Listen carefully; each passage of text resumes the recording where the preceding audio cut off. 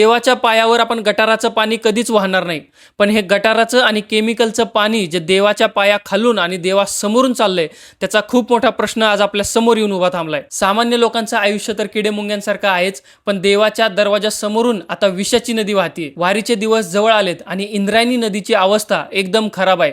कितीतरी influencers, content creators, documentary बनवणाऱ्यांनी ह्याचा आढावा घेतला, ह्याच्यावर व्हिडिओ बनवलेत, पण कुठल्याही सरकारला ह्याच्याबद्दल कधीही जाग आलेली नाहीये. कोणताही हिंदुत्ववादी नेता ह्या गोष्टीकडे लक्ष देत नाहीये.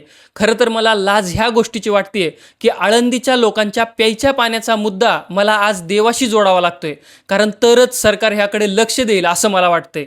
आळंदीचा रहिवासी आणि वारकरी सरकारवर अवलंबून आहेत, तर सरकार निव्वळ पावसावर अवलंबून आहे. कारण जर पाऊस आला तर धरणाचे दरवाजे उघडून हे केमिकल आणि घाणेरडं पाणी त्यांना पुढे ढकलता येईल. आपलं आयुष्य तर किडे मुंग्यांसारखं आहेच. कुणी गटारात पडून मरेल, कुणी त्याच्यावर झाड पडून मरेल, पण कुठलाच हिंदुत्ववादी नेता किंवा इतर विरोधी पक्षाचा नेता आपला मुद्दा, आपल्या पाण्याचा मुद्दा त्यांच्या हातात घेत नाहीये. ही सगळ्यात मोठी शोकांतिका आहे. ज्या दिवशी मेलेल्या माशांच्या जागेवर 4 माणसं मरून पडतील, त्याच दिवशी सरकारला जाग येईल असं मला वाटतंय.